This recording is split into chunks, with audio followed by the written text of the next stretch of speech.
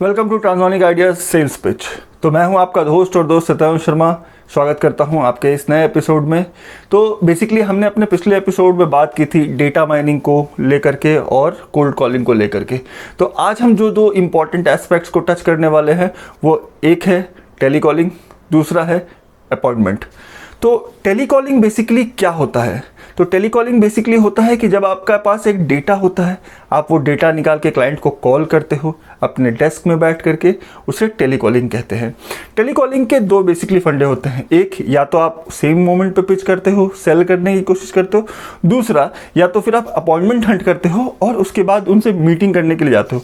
तो हम यहाँ दूसरे वाले पॉइंट को लेकर के बात करेंगे कि जहाँ आप अपने लिए अपॉइंटमेंट फिक्स कर रहे हैं टेलीकॉलिंग करके और उसके बाद आप शेड्यूल करेंगे उनसे मिलने जाने के बारे में। तो इसके लिए सबसे इम्पॉर्टेंट चीज़ होता है कि जब आप टेलीकॉलिंग शुरुआत कर रहे हैं तो वो डेटा को प्रॉपर्ली आइडेंटिफाई कर लीजिए कि आप किस डेटा को कॉल कर रहे हैं। उस डेटा का इन्फॉर्मेशन, नाम, एड्रेस, कॉन्टैक्ट डिटेल्स, सारा कुछ आपके सामने आपके डेस्कटॉप पे खुला होना चाहिए। कुछ बेसिक थंब रूल्स होते हैं टेलीकॉलिंग करने के जो आपको हमेशा ध्यान में रखना होगा। नंबर 1, पहला, जब आप टेलीकॉलिंग कर रहे हैं तो आपको कॉन्फिडेंस रहना है। हेलो सर, मैं सत्यांशु बात कर रहा हूँ, ये नहीं चलता है। हेलो सर, मैं सत्यांशु शर्मा बात कर रहा हूँ। कॉन्फिडेंस आपको आपकी वॉइस में दिखना चाहिए, बिकॉज वो बंदा आपको पर्सनली नहीं दिख रहा है, वो आपको ओवर द फोन सुन रहा है। तो अगर आप फ़ोन पे उसको कॉन्फिडेंट नहीं सुनाई देते हैं तो वो आपको कभी अपॉइंटमेंट नहीं देता है। दूसरा सबसे इंपॉर्टेंट फैक्टर होता है वो होता है आपका वॉइस का। आपका वॉइस लाउड नहीं, यानी कि चिल्ला के आप बात करेंगे, ऐसा नहीं होना चाहिए। आपका वॉइस क्लियर होना चाहिए कि आप क्या बताना चाह रहे हैं। क्लियरिटी के चक्कर में अगर थोड़ा सा लाउड भी आप होते हैं तो भी कोई प्रॉब्लम नहीं है, बट आपको क्लियर रखना है। आपके वर्ड्स बिल्कुल साफ साफ आने चाहिए कि आप उनको कहना क्या चाह रहे हैं। गोल गोल नहीं बोलेंगे, साफ बोलेंगे कि सर मैं सत्येंद्र शर्मा आपसे बात करना चाहता हूँ 2 मिनट। क्लियर बोलेंगे, तब उनको क्या होगा, समझ में आएगा। तो टेलीकॉलिंग करते वक्त आपको हमेशा ये चीज़ ध्यान में रखना है कि आप हमेशा अपने आप को इंट्रोड्यूस करेंगे पहले, क्योंकि सामने वाले को पता ही नहीं चलता कि वो बात किससे कर रहा है। तो आपका प्रॉपर्ली इंट्रोड्यूस होना बहुत ज़रूरी होता है। चौथा सबसे इंपॉर्टेंट फैक्टर होता है कि आप सिर्फ बोलने के साथ साथ सुनने की भी कोशिश करिए।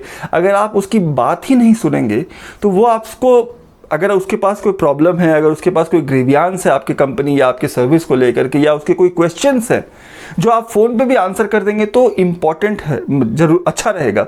लेकिन अगर आप सुनेंगे ही नहीं तो ये इसका जवाब कैसे आप देंगे? तो आपको एक अच्छा सुनने वाला भी होना पड़ेगा। पांचवा सबसे इंपॉर्टेंट फैक्टर ये होता है कि आप जब भी उनसे मीटिंग शेड्यूल करने की बात करेंगे तो आपका एक प्रॉपर वे होना चाहिए उसको एड्रेस करने के लिए।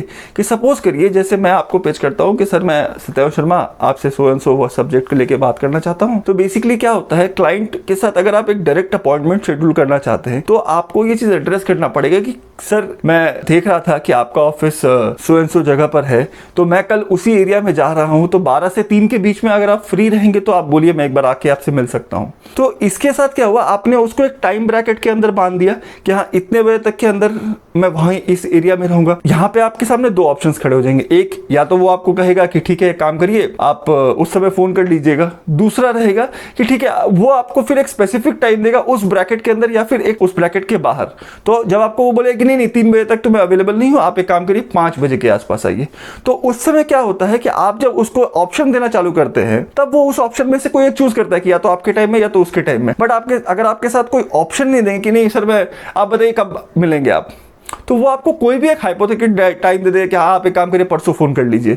तो वो भी ये जानता है कि आप उस एरिया में रहेंगे, वो भी ये जानता है कि आप उसके एरिया के आसपास ही रहेंगे, तो आपको वो उस हिसाब से अपने अवेलेबिलिटी के हिसाब से टाइम दे सकता है। तो जैसा कि हमने अभी तक डिस्कस किया कि ये सारे पॉइंट्स अगर आप फॉलो करें या ये सारे पॉइंट्स के रिलेटेबल अगर आप बातें करते हैं तो आपको अपॉइंटमेंट लेने में काफ़ी सुविधा होती है। So coming back to the next segment of our discussion, that is appointment. तो जब आप एक अपॉइंटमेंट पे जाते हैं तब आपको किस तरीके से, क्या थंब रूल होते हैं, किस तरीके से बिहेव करना चाहिए, उसके क्या रूल्स होते हैं जो आपको फॉलो करने चाहिए। तो अपॉइंटमेंट विजिट करते वक्त आपको बेसिकली 3-4 चीज़ों की बहुत इंपॉर्टेंटली फॉलो करनी चाहिए। नंबर 1, जब भी आप किसी क्लाइंट के ऑफिस में घुस रहे हैं तो you should check yourself कि हाँ आप एक बार देख ले कि आपका ड्रेसेस प्रॉपर्ली टक इन है कि नहीं है, हेयर प्रॉपर्ली कॉम्ब किया हुआ है कि नहीं किया हुआ है, आपने डीओ थोड़ा सा यूज़ कर लेना है। तो जब आप ये सारी चीज़ें करके आते हैं तो आप एक पॉजिटिव इंप्रेशन के साथ अंदर घुसते हैं कि एक ग्रूम्ड बंदा कोई मिलने आया है उनसे। तो जैसे ही आप एंटर करते हैं, जस्ट विजिट, अगर आप किसी क्लाइंट के सामने जाके बैठ के बात करते हैं, just before hitting to the chair कि हाँ बैठे, उसके पहले आप अपना हाथ आगे बढ़ाएंगे हैंडशेक करने के लिए। और अभी कोविड टाइम चल रहा है और जिसका इफेक्ट काफ़ी लंबे समय तक रहेगा, तो आपको एक अच्छे जेस्चर में नमस्ते की तरफ अप्रोच करना है कि सर नमस्ते सर, या अगर आप 2 हाथ से करें चाहे 1 हाथ से करें, नमस्ते सर। तो ये करने के बाद आप उसको ग्रीट करते हैं। इसके बाद आप विजिटिंग कार्ड देते हैं। You should always have a check on this. जब भी आप विजिटिंग कार्ड ऑफर करें तो दोनों हाथों से ऑफर करें, ना कि 1 हाथ। आपको दोनों हाथों से अप्रोच करना चाहिए विजिटिंग कार्ड देने के लिए।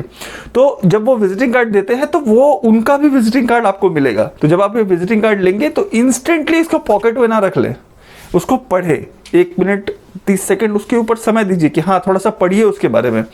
पढ़ने के बाद you should always figure it out कि जब भी आप पिच करना चालू तो ऑफिस में घुसते ही आपको ये नहीं करना सर हमारा ये प्रोडक्ट है, ये उसके एडवांटेज नहीं।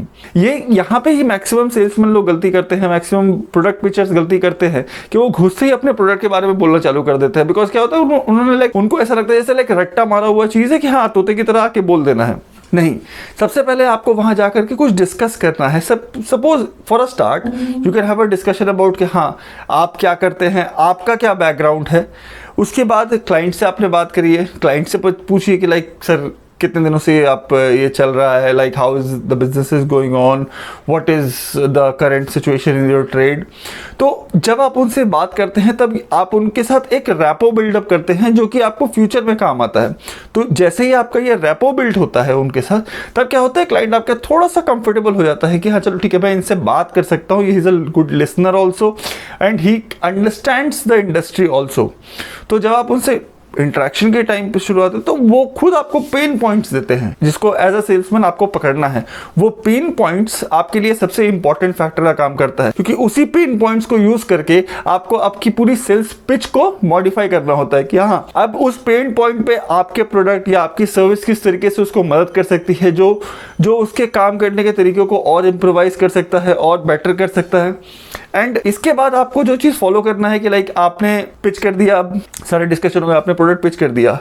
सो there is very important thing कि एक नेगोशिएटर और एक नैगर में क्या फ़र्क होता है। इसके लिए मैं एक और वीडियो बनाऊंगा जहां मैं आपको क्लियर करूंगा कि एक नेगोशिएटर और एक नैगर में क्या फ़र्क होता है। तो जब आप एक नेगोशिएट करते हैं या नैग करते हैं तो नेगोशिएट करते वक्त आपको अथॉरिटी लेके नेगोशिएट करना है कि हाँ आप एक अथॉरिटी हैं जो ये डिसीजन ले सकते हैं, ठीक है। और हमेशा हमेशा आपको याद रखना है जो लास्ट ऑफर होगा वो आपको बिल्कुल एंड के लिए बचा के रखना है। Make it a surprise for the client कि हाँ अगर वो आज फाइनलाइज करते हैं या अगर वो आज इसको क्लियर करते हैं तो उनको एक स्पेशल ऑफर है जो अंत में आप बताएंगे, जब वो क्लियर करने के मूड में आएंगे कि हाँ चलो ठीक है आपका ऑफर बताइए मैं आज ही क्लियर करता हूँ। सो आपको ये चीज को पकड़ के रखना है टू दी एंड पॉइंट तक, जब तक वो इस चीज पे नहीं आते कि हाँ चलिए मैं फाइनल करने के लिए तैयार हूं, आप बताइए क्या करना है, आपका ऑफर क्या है, what best you can offer me.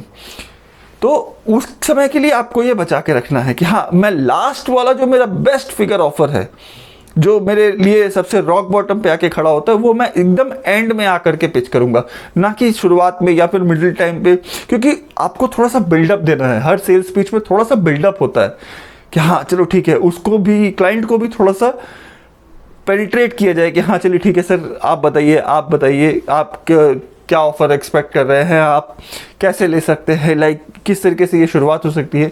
तो आप उसको जब पेनिट्रेट करते हैं तो वो आपके ऑफर के लिए क्यूरियस हो जाता है, इसलिए ऐसा क्या ऑफर दे रहा है बंदा। तो वो क्यूरियोसिटी आपको डेवलप करनी है just before you pitch the final quote. तो आशा करता हूँ आपको ये वीडियो पसंद आया होगा। अगर आपको पसंद आया तो प्लीज़ इस वीडियो को लाइक करिए और कमेंट में बताइए कि आप इस सेल्स पिच के बारे में क्या सोचते हैं और क्या इसके अलावा भी आप और क्या जानना चाहते हैं। अगर कोई टॉपिक आप चाहते हैं कि मैं उसके ऊपर वीडियो बनाऊं तो प्लीज़ उसको कमेंट बॉक्स में मेंशन कीजिए और ऐसे ही वीडियोस देखने के लिए चैनल को सब्सक्राइब करिए। मैं हमेशा ऐसे वीडियोस बनाता रहूँगा और आपको कुछ ना कुछ सेल्स लाइन के बारे में या सेल्स इंडस्ट्री के बारे में बताता रहूँगा। Thank you so much. Signing off for the day.